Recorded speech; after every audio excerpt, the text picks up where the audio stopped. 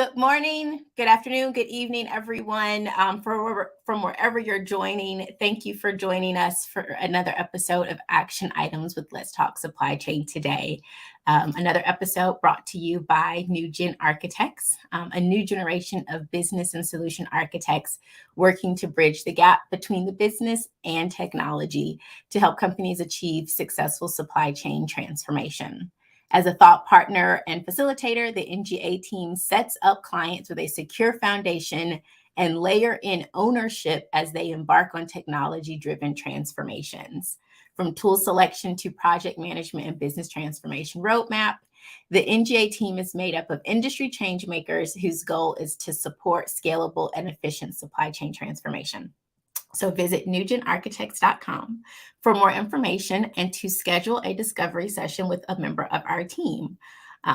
So today we are talking about sales and operations planning, or S&OP, and the role the process plays in managing supply chain and business uncertainty, which, as we all know, has been the new way of working. It's become the new normal. I remember maybe about 18 months ago, we were always talking about when are we going to get back to normal?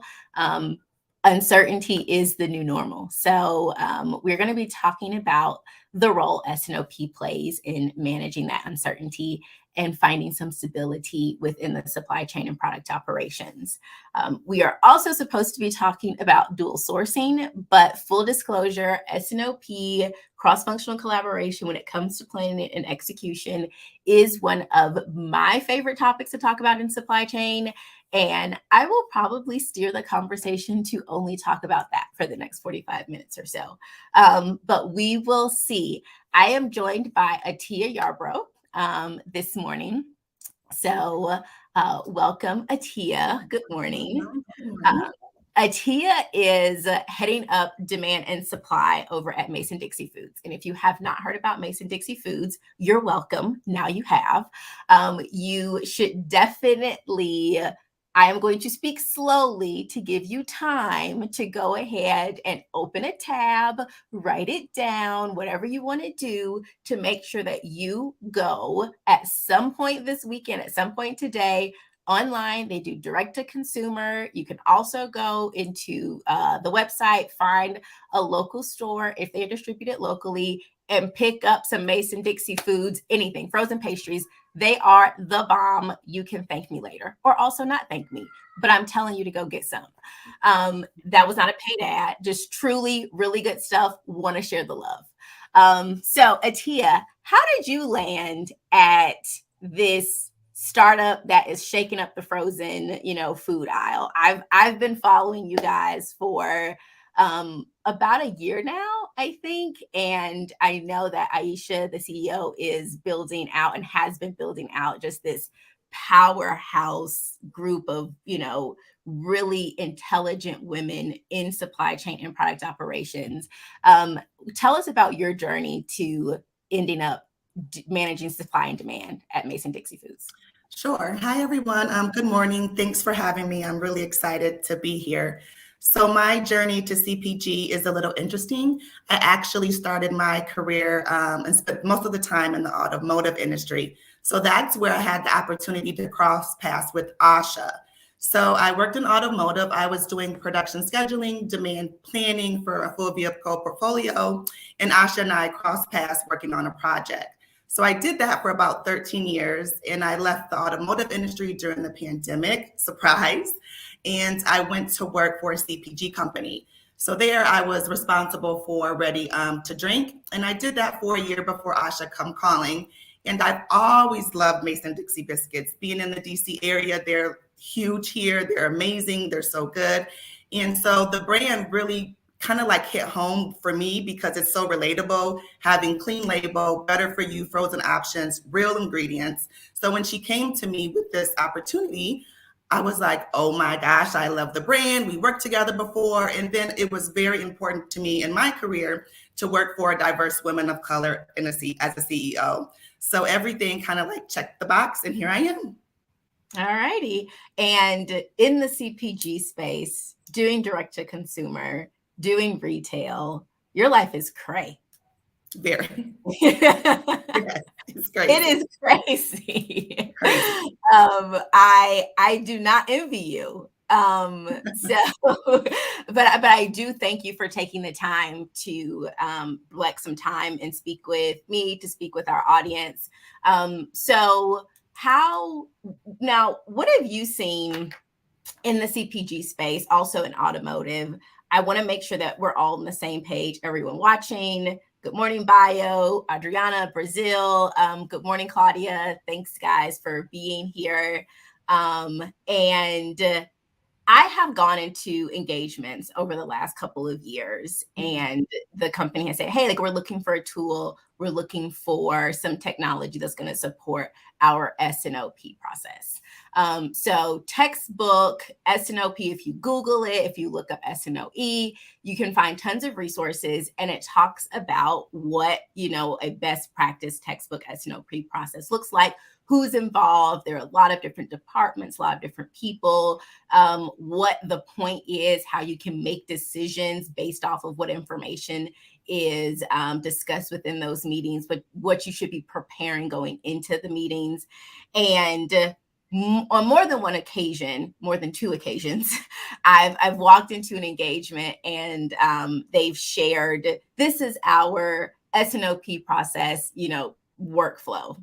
And at the top, it's titled AOP, or Annual Operating Plan. Okay. And they do it once a year.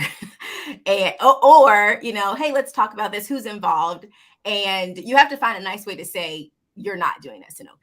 So let's start there. You're creating a plan, which is great. It's better than nothing, but you're doing that at the end of, the previous fiscal year or the beginning of this fiscal year, and then just expecting it to always be the same, ? Right.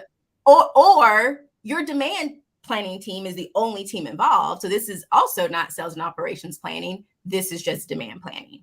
So have you had any similar experiences, or have you walked into, situations where there was truly an S&OP process being executed?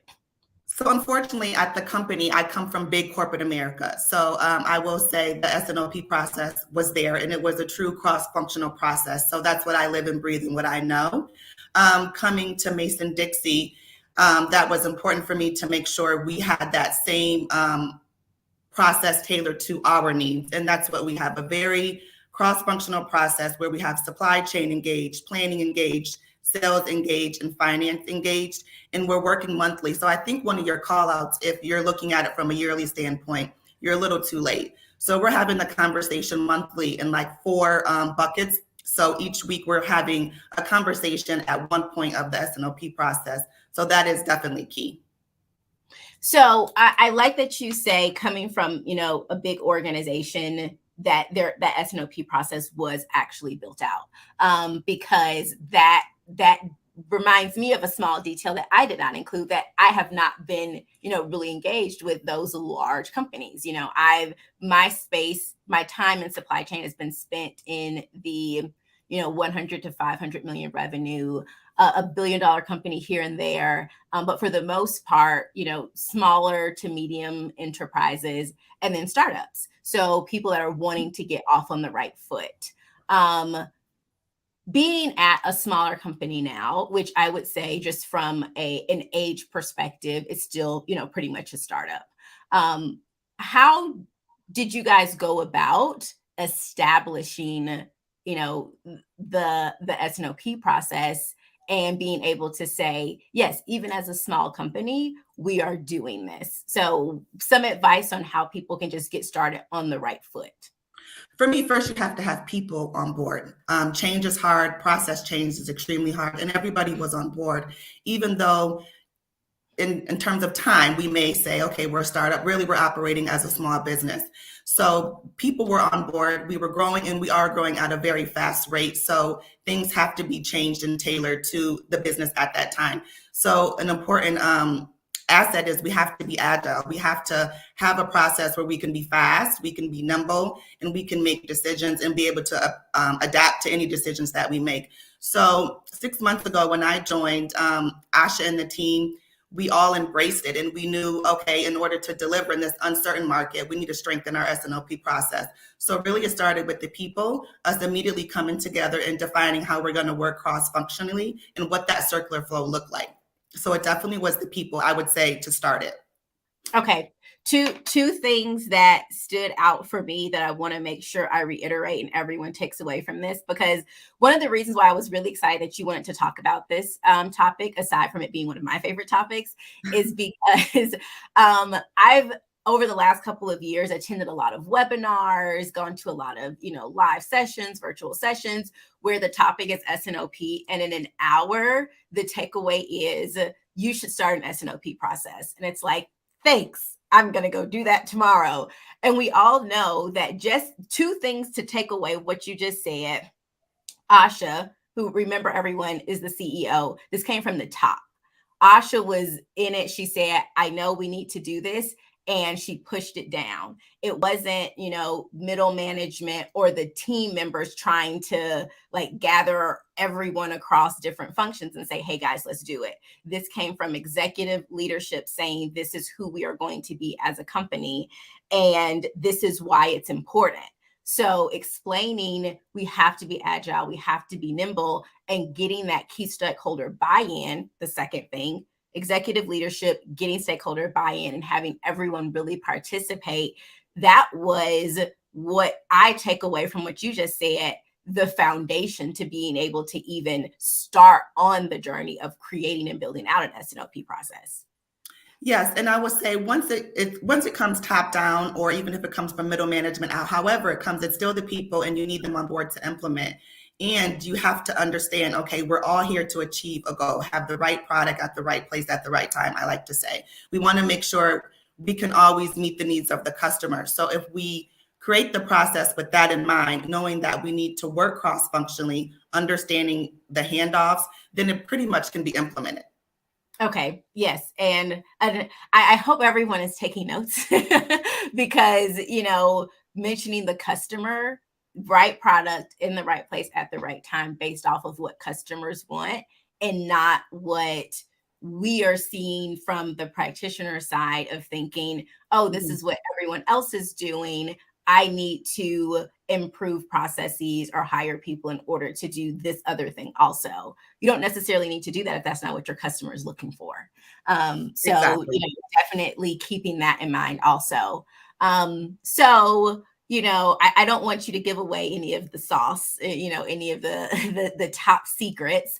But when you're preparing as a team for these monthly meetings, how much time are you spending on the preparation for those meetings versus, just doing your day-to-day?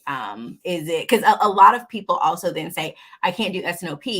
And I have heard, some of our clients say, I'm the only person that thinks this is important because nobody wants to spend the time. And I'm curious, how much time are you actually spending? If you can, do a percentage or a number of hours. Mm-hmm.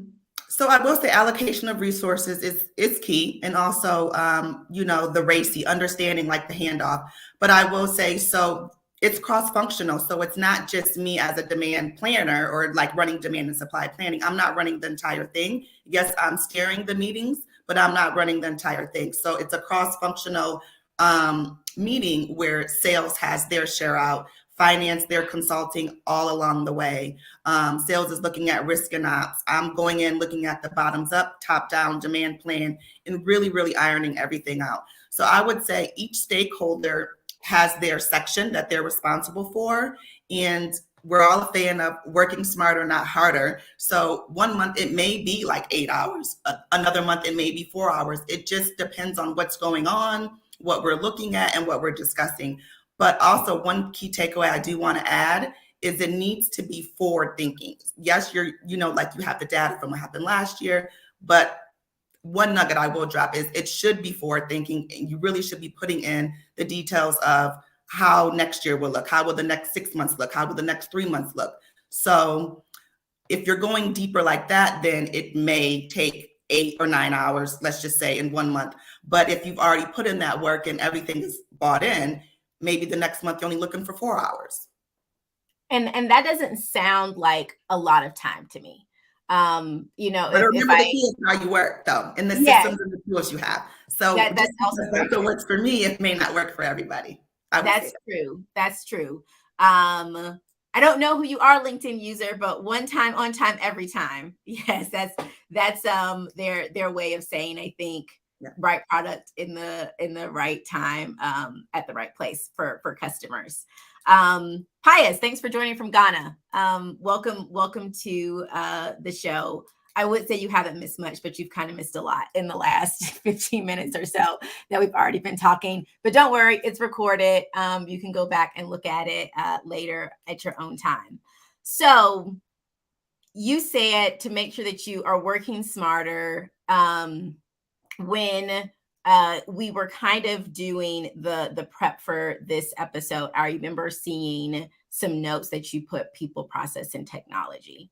Are there any technologies that you guys are using that you think are really speeding up? Are you in the cloud? Are you using Excel? I know there are a lot of cloud-based tools that are supposed to help drive the S&OP process. How are you guys sharing data? Because when you have finance and marketing and sales and yourself on the demand and supply side, and there are so many different, like you said, you're doing bottoms up. From my experience, finance normally doesn't go all the way down to like the SKU level, for example. So is there a technology that you guys are using to be able to speak the same language and roll everything up, or cascade it down by the time you get to those meetings?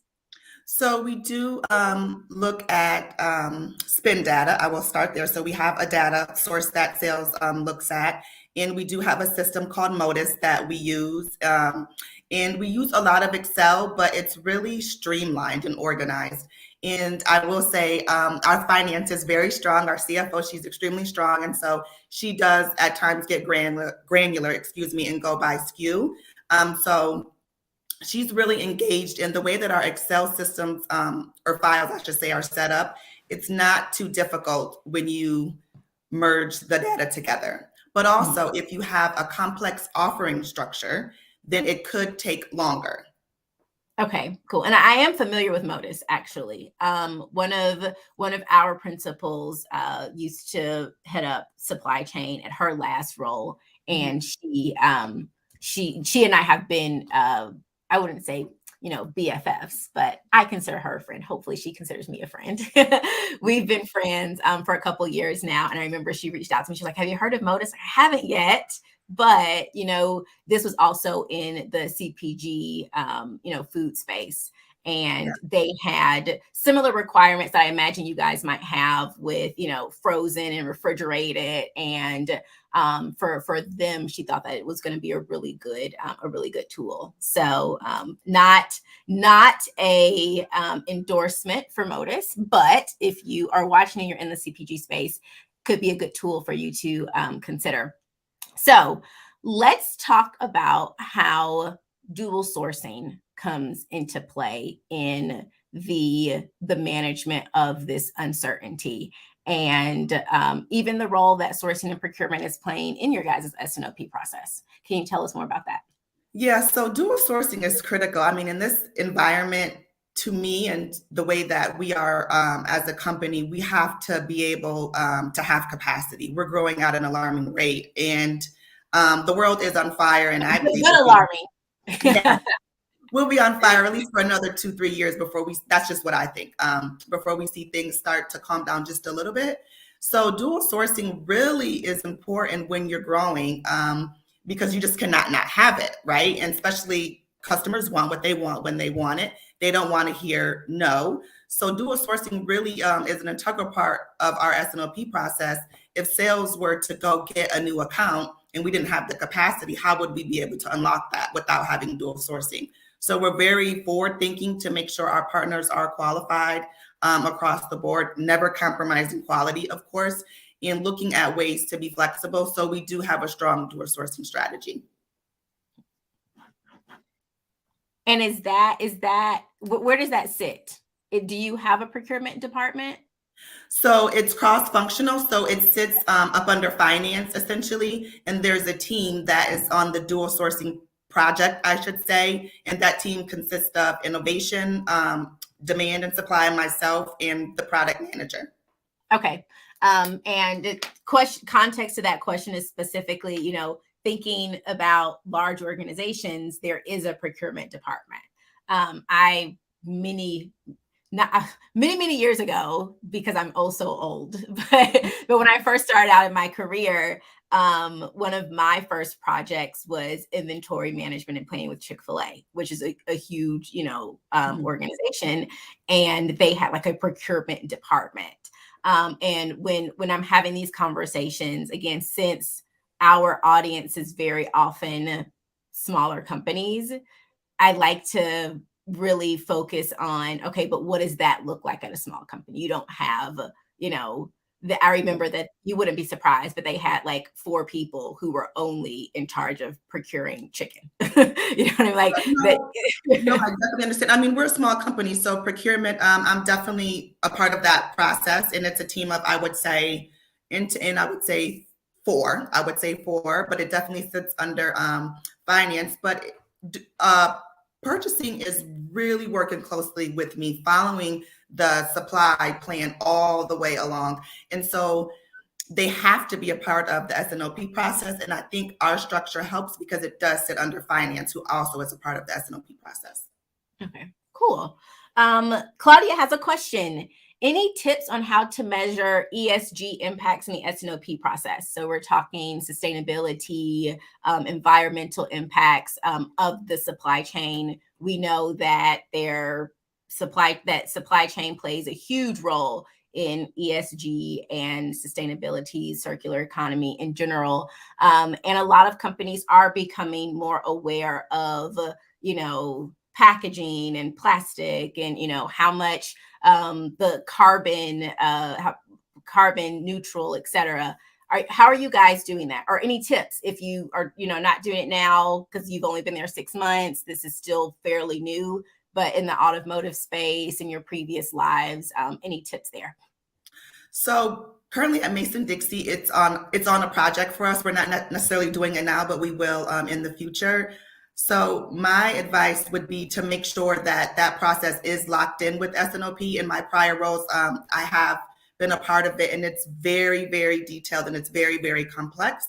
So I just recommend there's almost like a specialist that's spearheading that, so that way it doesn't get diluted of the true S&OP. It's like, it kind of like is an arm to it. So that's my recommendation. And that's the approach that I would recommend Mason-Dixon will take when we launch it. Okay. So my takeaway from that, wrapping up that for Claudia, biggest tip to measure ESG impact is to not underestimate the level of effort that it will take to do it well, not to greenwash it, not to, have pretty marketing, but to actually be able to measure the impacts that your supply chain is having. And that needs to have a dedicated, accountable person. Not this person is also going to do this other thing for the sake of being able to say we do it. But if you're going to do it well, don't underestimate the level of effort that's required. So let's get into, I want to go back a little bit to the dual sourcing. What is the best way to go about finding those suppliers when you are a small business? I don't imagine that, hey, Google, I need a co-manufacturer in this area is necessarily the best way to go about it. So how do you? And last month we had Sophia on, and she talked about also the importance of as a startup, specifically having multiple suppliers as much as possible. But we also talked about a little bit of how you can do that as a small company, because you don't have the buying power. You don't have the volume that, other companies have right now. So how do you find the right partners? I would say the key first is relationship. Of course, just because I have this dual sourcing strategy, me not coming from CPG space, frozen dough. I didn't know anybody. So one key is having the relationship, and also that's already like established. That's definitely going to help, but also really not being afraid to pick up the phone and call people and to like say, hey, this is what we need over here. What do you have? Can we meet? Can we have a conversation? So I would say to get it going, make sure, of course, you have the backing of finance in your purchasing department. But for us, the success also to get started is the strong relationships that Asha and the team already had in place. Now, you don't know how Asha did it, but any what's the speculation on how, Asha, coming from it, and for anyone who doesn't know the story and you've been paying attention to us, so you haven't gone to go look it up, but started, in the restaurant space, and then said, you know what, I'm going to share this wonderful goodness with everyone. And not only you have to come to my restaurant in DC, but you can pop this into your oven at home and get the same, experience. How did she, just one person, especially as a woman of color, we always talk about access to social capital and those types of relationships in the startup space? Is it an accelerator? Is it an incubator? How can other startups and small companies that know they have a really good product but don't really know how to scale, where can they find those relationships? I say Asha is a go-getter. She's unique, to be completely honest. Even when I compare her to prior leaders that I had, Asha is like a rare gem. She's definitely a go-getter, and she doesn't take no for an answer. So I don't know. She's a force to be reckoned with. I mean, if you have a good product there, you have to stay hungry. You have to stay humble. And you really just have to turn over every stone and unlock. And that's definitely what Asha does and what she and Rosh push the team. And that's how we perform. So, I mean, whether it's from financing that she did in the beginning to going into the room and being the only woman and making sure she's demanding a seat at the table with people that do not look like her, that's what she does. So her having this amount of resilience and determination and being humble, sometimes that's hard in leaders. Plus she has like the soft skills. So I think if you have a good product and if you're reaching a roadblock, then kind of like do a 360 to say, okay, what can I do different to move the needle and push things forward? But Asha, you'll have to hear her speak, but she's different. Yeah. She's unique. She's unique. Yeah, and you can read enough about the story and the success that the company has had, and I think take that away. So one thing, I'm kind of putting Nicole on the spot here, so I will speak slowly again to give her some time to get ready. But Nicole posted the link to a Supply Chain Quarterly article about S&OP and S&OE. So I'd like to share that on the screen quickly and pivot the conversation a little bit from the monthly S&OP to weekly or daily S&OE. And for anyone that doesn't know or hasn't heard about S&OE, sales and operations execution is what S&OE stands for. And basically what it is going from your monthly planning and then taking those monthly decisions and insights and really tying that to how you're actually going to execute on that plan. So it's nice to say, this is the plan. It's even nicer to say, this is how we're going to execute on it. What's your experience with S&OE? So I don't have too much experience with S&OEs in particularly, but we do execute our S&OP. So I guess we have one. I just don't know that. I wouldn't just call it that. It's our own version. Well, I mean, some people basically just call it going to work. Like, that's what I would say. That's what I would say. So we do track sales daily. We do have weekly production calls. We're constantly measuring where we are for the month. in looking at the months going forward from a planning perspective, in having that conversation with sales on the risk and opportunities.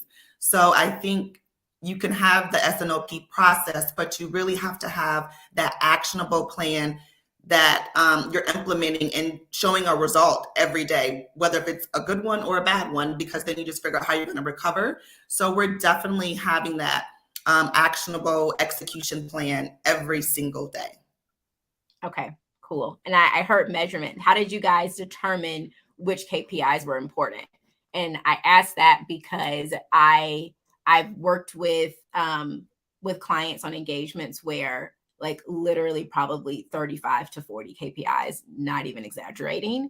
And then on the other side of, no, we're not measuring anything. We're just making sure our margins are, okay. So how do you find the happy medium of like, we're obviously not going to sit here and go through 40 KPIs because which ones actually matter, but you also can't have, one, which is just your margin. How did you guys determine which ones were important? I think each department, 2 or 3 major KPIs that are unique to them, and then you have 2 to 3 all that everybody kind of shares the same KPI. So everybody knows they're working towards the same target. And that could be the sales target or the demand target or the budget, I should say. So, and then like the fulfillment, you can also like measure, okay, how do the stores want us to be in stock? Do they want us in stock 90% of this product? So there's different KPIs that should be in place. I would say in the S&OP process, I wouldn't recommend a lot. I would recommend at least 2 to 3 cross-functionals of everyone that's in the department, that's in the process, and then each function have at least 2 to 3 up under that. Okay, cool. And how much of your S&OP process, or I guess I'm thinking of the way to phrase this question properly. You have your internal team that is part of the S&OP process, but especially in CPG, you've got your co-packers, you potentially have co-manufacturers, you're not doing all of your own manufacturing. So when it comes to production, execution, distribution, you also have these external partners that you have to bring in their data. Are you guys including those external partners in these meetings, or are you just bringing in their information and then sharing that with the team? And how are they part of the process? Okay, so they're not directly a part of it. They're not sitting in our internal meetings, no, but they're a part of it in a sense. We do have meetings with them weekly, sometimes bi-weekly, and we're taking their data and manipulating it into our needs for the S&OP process or for planning, inventory, any risks that we could see in the future that we're having in the conversation. Let's just say if they were having a reduced line time for a factory shutdown, we're going to consider that and say, okay, we see a dip in this month. So they're not sitting in the meeting, but we do have weekly meetings with all of our suppliers, really, really kind of holding hands with them, especially in this environment. You have to, because they have a huge influence on your process, huge. Mm-hmm. And where you mentioned that you're taking the data from your suppliers. How is that data gathered? You mentioned Excel spreadsheets. Is it Excel? Is it email? Do you have like a supplier portal where you're bringing all of that data in? Okay, so some of our suppliers have a portal where we can extract it, and some of it comes over in email, and then some of them we are working to get them set up on like an EDI transfer. Okay, cool. I specifically asked about Excel because you mentioned the Excel spreadsheets, and one of the things that I always kind of try to be very aware of is pushing technology all the time, because you're not necessarily always at a point to where that makes sense. Either financially, you might not have the people that can actually maintain the tool. You might not have, a user base to where they are going to pick it up. And we actually have an episode coming up in June with Jordan, and he specifically like optimizes Excel models. and you talked about how you had this like robust, super cool Excel model. And sometimes that is the technology that you need. You know what I mean? Sometimes you just need a really good Excel model. I mean, whatever fits, you have to make it work. Even you can have the technology there. At some point, you're going to have to extract and use Excel, I think. So it's just really organizing the data and really everybody owning their part to bring the model together. I think that's key. I really think that's key, because you don't want to have like death by Excel, like all these files, seeing the same number, they mean nothing. No, it's really streamlining the process, holding hands internally, holding hands with your partners who you're receiving the information from, because they have a deliverable that they need to adhere to you too as well, to meet your objectives. But to really streamline, and I go back to the phrase, you have to find a way to kind of work smarter, not harder, because Excel can be a lot if you don't have the technology there. But it's just finding that balance in what works for your organization. Okay. Another word that I wrote down, accountability. So having people be accountable, and just because we're getting to the last, just got our 10-minute warning from Nicole. So to kind of bring everything full circle, to make sure that you have an S&OP process and an S&OE process, even if you're not calling it SOE. An S&OP process and S&OE process, you've got your executive leadership that's driving it, and you've got your stakeholder buy-in. Everyone is participating. I love how you said finding the right number of KPIs is 2 to 3 KPIs per department. You know, we don't need a laundry list of KPIs, but 2 to 3 KPIs per department, and then cross-functional KPIs. Who determines what the cross-functional KPIs are? Is it democratic, or is it from the top and they're, you know, the leaders are saying these are the KPIs that matter across the entire department, or across the entire company, and every department has a role to play in it? I think we work, so our model, or like our culture, is very unique and very family style. So it's not democratic. I mean, even if Asha were to give it to us, there's always dialogue and conversation you can have, whether if it's good pushback, or yes, this is amazing, or no, let's not do that, let's think about this. So I would say the KPIs are like steered and aligned together. We want to hold ourselves accountable and we want to win. And when you do it, I found, from the all on board, all holding hands perspective, then it's like we can achieve it. Everybody believes in it. Sometimes when it comes like top down, it's like, does this really make sense? You don't really know. So we kind of have a different approach where we all kind of buy in. Mm-hmm. And you know what, that makes sense. And the thread that I'm hearing that ties this all together are 2 threads, which is maybe thread 1 and 1A of a sub point under, is leadership. It is really good leadership. And we just internally kind of have conversations every once in a while. I won't share any names, but we do sometimes talk bad about companies who make bad decisions. These are, you know, big, huge organizations that you hear in the news. And one of our directors, Laura, always says bad leadership. Like it comes down to bad leadership at the top. And what I'm hearing is really good, amazing leadership. And sub point, that amazing leadership has created a culture of collaboration. So it's not an afterthought. It's something that everyone at Mason-Dixon knows. We're in this together. We're trying to get it done together. And a lot of the politics that I've seen be a hindrance to creating and executing on an S&OP process don't seem to be a thing. You know, well, no. I don't want to do this because I don't have time. But like everyone understands that we're in this together. Yes. The politics. I mean, I've worked in a political space.